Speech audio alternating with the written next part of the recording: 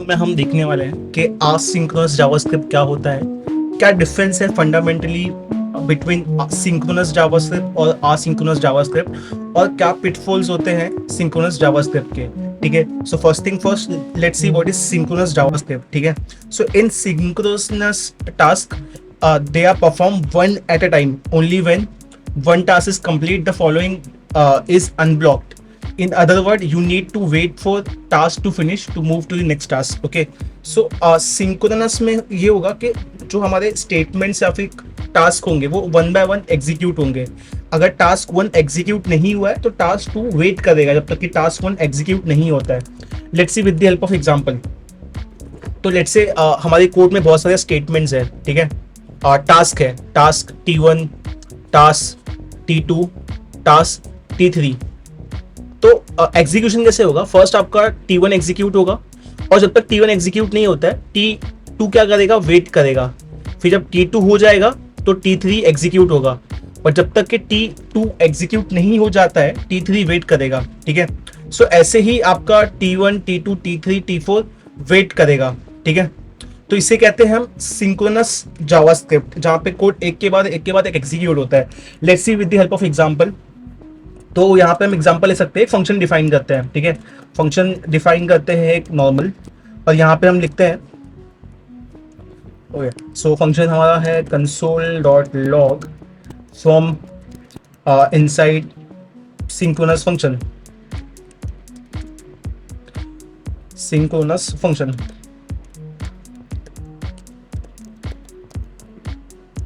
अब यहाँ पे क्या होगा? हमने फंक्शन लिया फंक करके, अब इस फंक्शन के लिए हमें क्या करना पड़ेगा? console.log, फिर यहाँ पे हम लिखेंगे स्टार्ट, और उसके बाद होगा console.log एंड। ठीक है, अब हमारे स्टेटमेंट में एक बार अंडरस्टैंड करते हैं है क्या। ठीक है, अब बीच में हम ये फंक्शन कॉल करते हैं। ठीक है, फंक्शन को इन्वोक करेंगे विद नेम एंड पैरेंथेसिस। अब यहाँ पे क्या होगा? हमारे पास तीन टास्क है। ठीक है, टास्क 1 या फिर इसको T1 बोलते हैं, फिर हमारे पास है T2, फिर हमारे पास है T3। ठीक है, अब क्या होगा? यहाँ पे फर्स्ट T1 एग्जीक्यूट होगा, फिर T2 एग्जीक्यूट होगा, और फिर T3 एग्जीक्यूट होगा। तो यहाँ पे क्या है? एक प्रेडिक्टिबिलिटी है हमारे टास्क में और हमारे स्टेटमेंट्स में।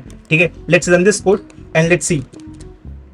तो जैसे हम इस कोड को रन करते हैं, उसके लिए हमें कंसोल में इंस्पेक्ट में जाके कंसोल में चेक करना पड़ेगा। तो as you can see task 1 हो गया, फिर from inside synchronous function and and. तो इसको थोड़ा सा और अच्छे से करते हैं। यहाँ पे स्टार्ट टास्क 1, ठीक है, फिर यहाँ पे टास्क 2, ठीक है, फिर यहाँ पे टास्क 3।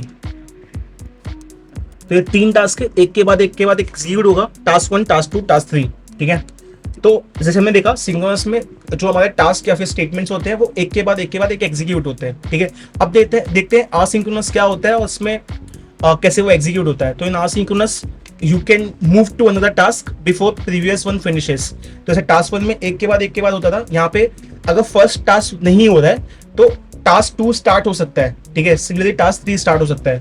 तो यहाँ पे हम क्या करेंगे?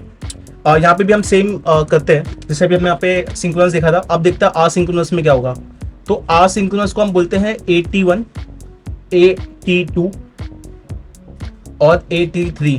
ठीक है, अभी यहाँ पे कैसा है कि अगर टास्क 1 हुआ तो अच्छा है, नहीं हुआ तो फिर वो सीधा पास हो जाएगा टास्क 2 पे। सेम हुआ तो अच्छा है, अदरवाइज वो पास हो जाएगा। तो यहाँ पे जो भी फर्स्ट एग्जीक्यूट होगा उसका नाम आएगा। ठीक है, तो अगर फर्स्ट यहाँ पे A1 एग्जीक्यूट हो गया तो यहाँ पे AT1 एग्जीक्यूट हो जाएगा। अगर AT2 मतलब टास्क 2 अगर उसमें टाइम ले रहा है तो वो वेट करेगा। अगर उसके पहले हमारा AT3 हो गया तो वो प्रिंट हो जाएगा, और फिर लास्ट में अगर AT2 हुआ तो वो प्रिंट होगा। ठीक है, तो दिस इज असिंक्रोनस वर्क के सेकंड जो आपका स्टेटमेंट है या फिर टास्क है वो फर्स्ट वाले के लिए वेट नहीं करता है, फिर प्रीवियस वाले के लिए वेट नहीं करता है। ठीक है, नेक्स्ट वाला प्रीवियस वाले के लिए वेट नहीं करता है, वो इंडिपेंडेंटली एग्जीक्यूट होता है।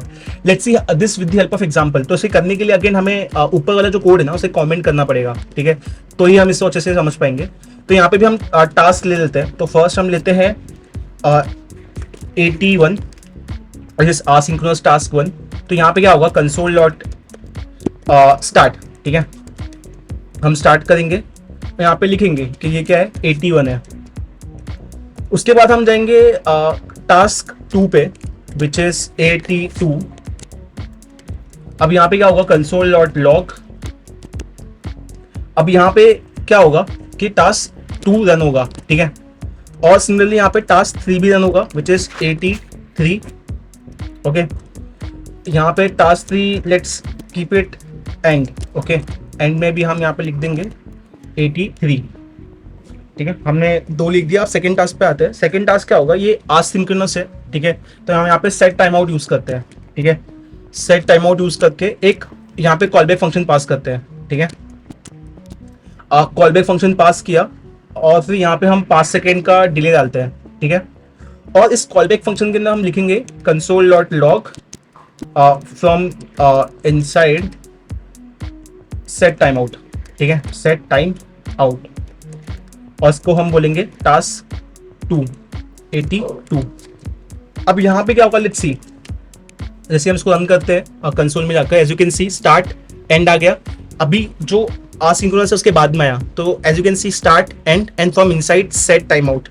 तो सिंक्रोनस में क्या होता है, एक के बाद एग्जीक्यूट हो जाता, बट यहाँ पे क्या हुआ, जो पहले एग्जीक्यूट हो गया वो पहले आ जाएगा। जैसे कि हमने डायग्राम में देखा था कि जो पहले एग्जीक्यूट हुआ वो पहले आ जाएगा, जो बाद में वो बाद में आएगा। जैसे हमने देखा यहाँ पे हमारा जो AT1 है ये फर्स्ट एग्जीक्यूट हुआ, इसलिए फर्स्ट आ गया, फिर A3 आ गया, फिर A2 आया, ठीक है। तो यहाँ पे भी वही हुआ है कि जो आपका स्टार्ट था वो आपका फर्स्ट टास्क था वो आ गया, एंड आ गया। फिर जो आपका सेकंड है वो 5 सेकंड के बाद आया। सेम अगर इसको रिफ्रेश करें, यू कैन सी फर्स्ट आ गया, थर्ड आ गया, अभी सेकंड जो होगा 5 सेकंड बाद आएगा, 5 सेकंड होते ही आ जाएगा, देखिए। So this was your asynchronous coding JavaScript में। अब अंडरस्टैंड करते हैं कि एसिंक्रोनस का एडवांटेज क्या है, ठीक है, ओवर सिंक्रोनस वन। तो उसके लिए सबसे क्लासिक एग्जांपल लेंगे, वो ये है कि अभी कैसे होता है कि यहाँ पे सिंक्रोनस में क्या होता है कि आपका फर्स्ट कोड एग्जीक्यूट नहीं होगा, सेकंड उसके बाद एग्जीक्यूट नहीं होगा, राइट। जब तक आपका फर्स्ट कंप्लीट नहीं होता है सेकंड नहीं होगा, है ना। तो ये इसका एक ड्रॉबैक है, पता है कैसे। फॉर एग्जांपल नॉर्मली कैसा होता है कि हम जब जावास्क्रिप्ट में कोड लिखते हैं तो हम बहुत सारी APIs या फिर डेटाबेस से डील करते हैं। तो एक एग्जांपल के तौर पे समझते हैं, जैसे कि हमारा एक डेटाबेस है, यहाँ पे हमने एक डेटाबेस लिया। अभी डेटाबेस में हमें क्वेरी, और यहाँ पे हमारा कोड है, ठीक है, ये हमारा कोड है। अभी कोड को इंटरेक्ट करना डेटाबेस से, और डेटाबेस इंटरेक्शन के हिसाब से रिजल्ट को सेंड करेगा, ठीक है। ये कुछ रिक्वेस्ट करेगा और ये कुछ रिस्पॉन्स भेजेगा। बट कैसा होता है कि ये जो कम्युनिकेशन है इसमें टाइम लगता है, it doesn't happen in immediately, ठीक है। तो सिंक्रोनस कोड में क्या होगा कि उसकी वैल्यू आएगी नहीं, मतलब जो डेटाबेस से वैल्यूज है वो आएगी नहीं, ठीक है। Let's see with the help of example. तो अभी हम एक काम करते हैं, फंक्शन डिफाइन करते हैं, फंक्शन डेटा मॉक डेटाबेस, ठीक है। अब फंक्शन मॉक डेटाबेस में क्या होगा कि हम इस फंक्शन को कॉल करेंगे और यहाँ से यूजर इन्फॉर्मेशन लेंगे, ठीक है, फॉर यूजर। अभी यहाँ पे क्या होगा कि हम एक सेट टाइम आउट डालेंगे, ठीक है, सेट टाइम आउट डालेंगे। और सेट टाइम आउट डालने के बाद हम क्या करेंगे, कुछ वैल्यूज को रिटर्न करेंगे, ठीक है। यहाँ पे हम कुछ वैल्यूज को रिटर्न करेंगे। वो वैल्यूज क्या होगी, बेसिकली आपका यूजर नेम होगा और फिर आपका पासवर्ड होगा, ठीक है। तो आपका यूजर नेम, पासवर्ड, और फिर उसका टाइम आउट दे देंगे हम लगभग अराउंड 5 सेकेंड का, ठीक है। तो 5 सेकेंड के लिए 5000 लिखा है। अब क्या, ये हमारा मॉक डेटाबेस है फॉर यूजर, ठीक है। तो अगर मैं इस डेटाबेस को कॉल करूंगा तो मुझे ये मिलेगा, ठीक है। बट ये कब मिलेगा, 5 सेकेंड के बाद मिलेगा, ठीक है। तो अगर मैं यहाँ पे लिखता हूँ कंसोल डॉट लॉग, ठीक है, और यहाँ पे मैं क्या करता हूँ, कंसोल डॉट से पहले मैं लिखता हूँ const user detail from database, ठीक है, मैंने लिखा। अब मुझे क्या करना पड़ेगा, ये मॉक डेटाबेस को कॉल करना पड़ेगा, ठीक है। और जैसे मैं इसे कॉल करूंगा, I should be getting details, right. और फिर उसके हम प्रिंट करेंगे console dot log user from DB, ठीक है। अब जैसे ही हमें यूजर की डिटेल मिलेगी DB से, लेट्स सी, जैसे हम इस कोड को रन करेंगे, एज यू कैन सी यहाँ पे अनडिफाइन आ रहा है, ठीक है। ये अनडिफाइन इसलिए आ रहा है बिकॉज यहाँ पे 5 सेकेंड का वेट है। अभी एक काम करते हैं ना, ये सेट टाइम आउट को हम हाइड करते हैं और विदाउट सेट टाइम आउट हम रिटर्न करते हैं, ठीक है। और रिटर्न में भी हम सेम चीज रिटर्न करेंगे जो यहाँ पे लिखी हुई है, ठीक है। Will just do the same thing, यहाँ पे विदाउट सेट टाइम आउट करेंगे and let's see the difference. हाँ,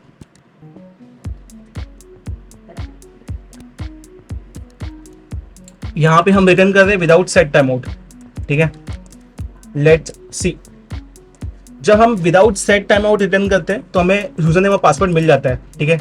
जब हम इसी सेम चीज को सेट टाइम आउट से करते हैं इन सिंक्रोनस कोड तो हमें अनडिफाइंड मिलता है, ठीक है। तो आपको डिफरेंस समझ में आ रहा है सिंक्रोनस में और असिंक्रोनस में। तो सिंक्रोनस में अगर कोई भी टास्क पे अगर आपकी डिपेंडेंसी है और उसको टाइम लग रहा है आने के लिए तो वो आपको अनडिफाइंड मिलेगा, ठीक है। This is the biggest disadvantage of using synchronous code. तो इस यहीं पे हमारा असिंक्रोनस कोड पिक्चर में आता है, ठीक है। तो आई होप आपको समझ में आया होगा कि असिंक्रोनस और सिंक्रोनस में डिफरेंस क्या है, ओके। क्यों हमें सिंक्रोनस कोड हम सब जगह पे यूज नहीं कर सकते, because of the biggest disadvantage that it has, ठीक है। तो उसकी वैल्यू अनडिफाइंड आएगी अगर आपने यूज किया तो, ठीक है। तो इस वीडियो में अभी के लिए इतना ही। अगर वीडियो पसंद आए तो लाइक शेयर सब्सक्राइब कीजिए। बाय।